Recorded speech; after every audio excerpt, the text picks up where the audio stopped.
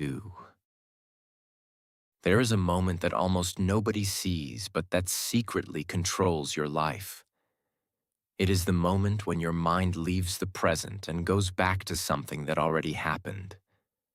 A mistake, a breakup, an opportunity you missed, a humiliation, a version of you that you wish you could erase. Maybe it was 5 years ago, maybe it was 15, but inside your mind, it is still happening. You replay the same scenes. What if I had done this instead? Why did I say that? How could they treat me that way? You scroll through old photos, old chats, old memories, and every time, your chest gets heavy. You are not just remembering, you are reliving. And while you relive yesterday, today passes by on silent feet. If this feels uncomfortably familiar, this video is for you. We're going to talk about why it is so hard to let go of the past, why just move on almost never works, and how to finally start living where life is actually happening. Here. Now. And if messages like this help you, take a second to subscribe to this channel. That simple action supports this project, keeps these videos alive and growing, and makes it possible to create more content that strengthens your mind instead of feeding your pain. Now, let us walk into the place your mind keeps returning to. The past. First, you need to understand something that sounds obvious, but we often forget. The past is not a place. You cannot visit it. You cannot touch it. The past only exists in two forms: in the facts of what happened, and in the story you tell yourself about what happened. The facts do not change.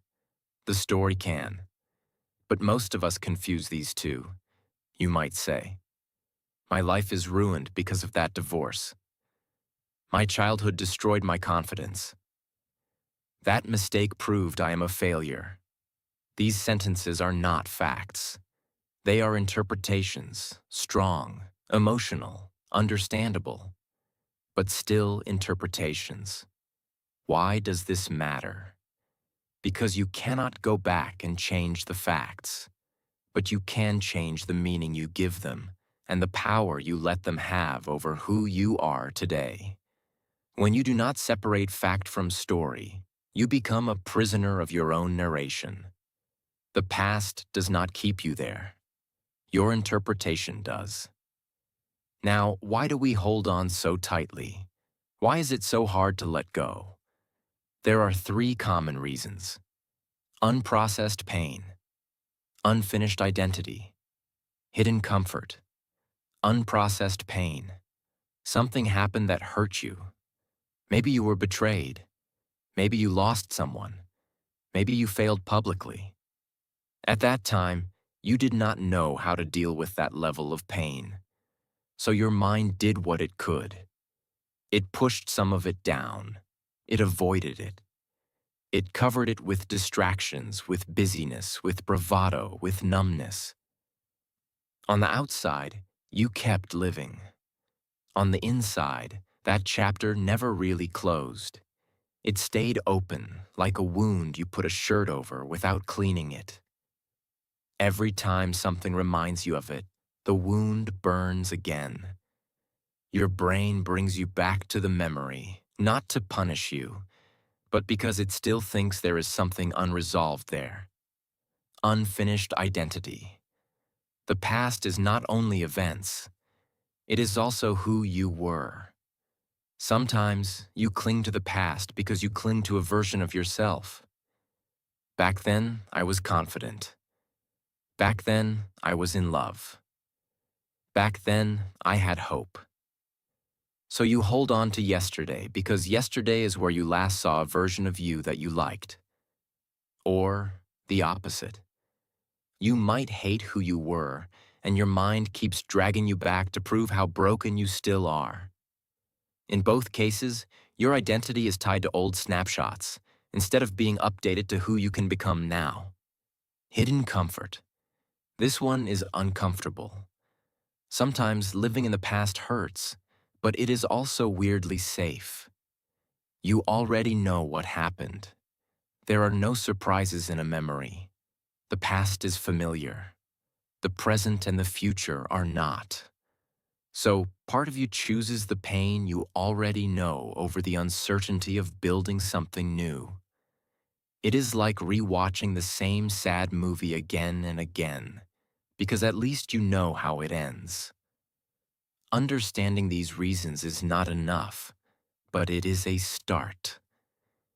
You stop calling yourself weak for not moving on, and you see that something in you is trying in a clumsy way to protect you. Now, how do you move from understanding to change? How do you stop crying for yesterday without pretending that yesterday did not hurt? Let us walk through a path, not a magic trick. A path. First step, name the chapter. Most people carry the past as a heavy blur.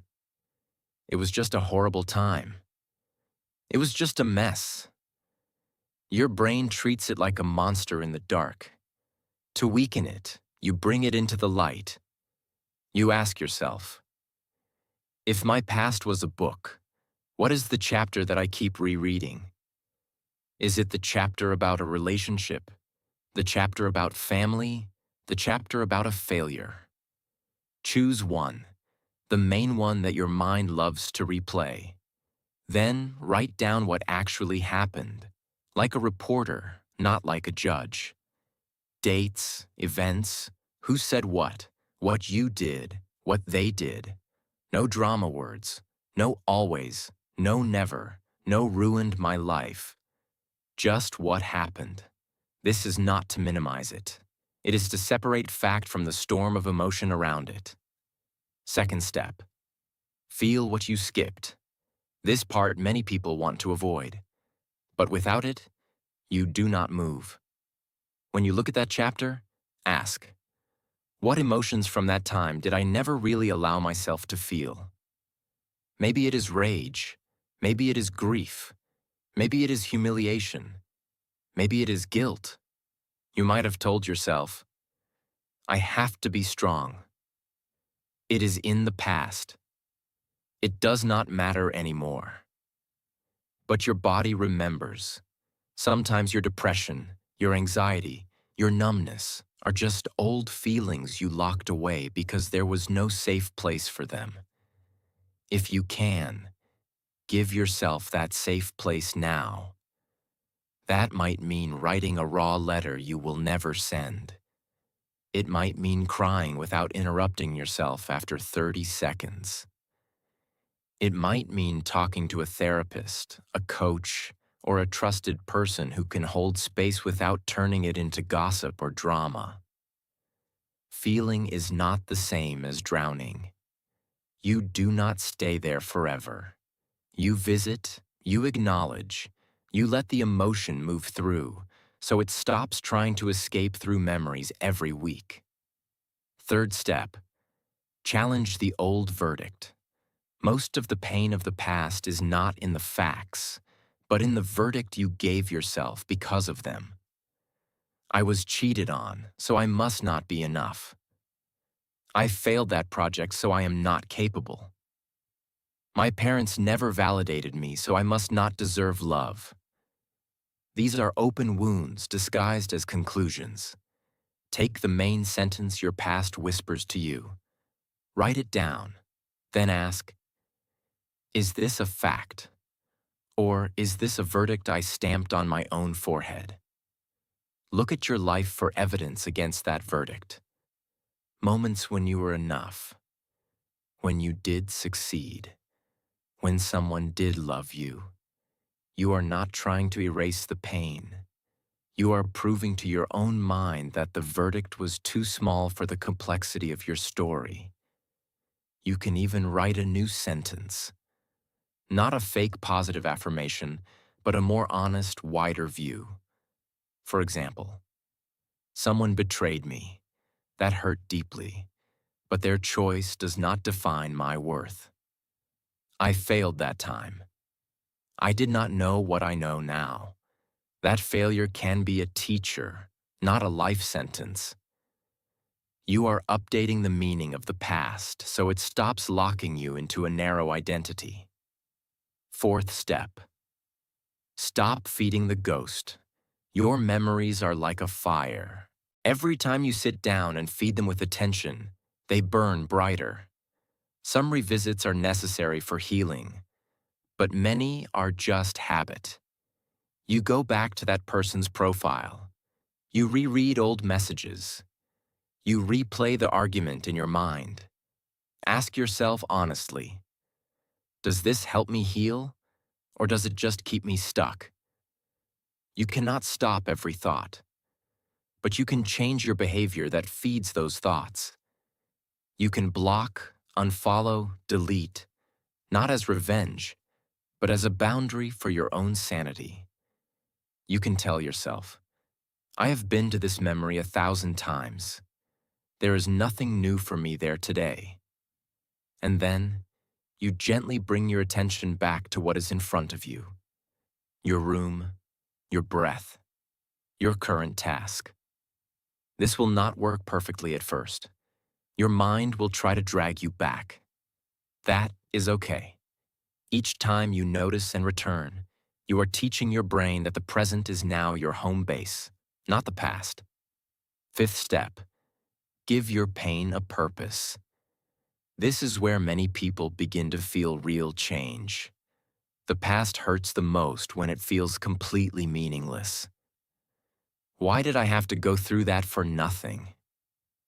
You cannot always find a deep spiritual reason for everything, but you can choose how to use what you went through.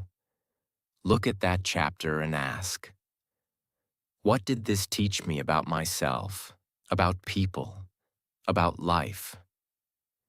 Maybe it taught you what kind of love you will never again accept. Maybe it taught you the importance of boundaries, of self-respect, of listening to your intuition. Maybe it gave you empathy for others who suffer in similar ways. You do not need to be grateful for the pain, but you can be grateful for the strength, the clarity, or the compassion that grew from that soil. When you use your past to serve your present, by making better choices, by being kind to people in that situation, by creating something you wish you had, the past stops being a cage and becomes a resource. Your scars turn into instructions. Sixth step, choose a new direction, not a new memory. Many people are secretly waiting for the past to change, for the person to apologize the way they never did, for the opportunity to come back, for themselves to somehow wake up as if it never happened. That will not come. Closure often does not arrive from outside. It is a decision you make inside, a decision not to erase what happened, but to stop using it as the main reference for who you are. Ask yourself, if I was not defined by that chapter anymore, who would I be willing to become? Not in 10 years, this month, this week. What values would you live by? What would you create? How would you treat yourself and other people? Write that down. That is not fantasy. That is direction. Then, each day, take one small action that belongs to this new direction, not to the old story. It can be as simple as speaking a little kinder to yourself, behaving with more dignity in relationships, or doing one thing that your past self was too afraid to try. Over time, your nervous system will start to associate your identity more with what you are doing now than with what was done to you then. You will still remember. But remembering will not feel like falling into a hole. It will feel like looking at an old photograph of someone you respect, someone who went through hell but kept walking. Before we finish, let us be honest about one more thing. Letting go is not a moment. It is a practice. There will be days when you feel free, and days when a smell, a song, a street throws you back into the past for a few minutes or a few hours. That does not mean you failed. It means you are human. The difference over time is that you stay there less, you believe the old story less, and you return to the present faster. So, do not cry for yesterday as if your life ended there. You are not the same person who went through those days. You have more awareness, more tools, more strength than the version of you who survived those moments. Honor them. Thank them for getting you this far. And then, gently, take the steering wheel back from their hands. Your life is not behind you.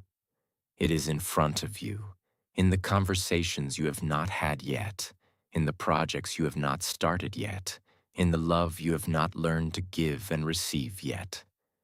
You cannot change yesterday. But yesterday does not own your tomorrow unless you let it, and you do not have to.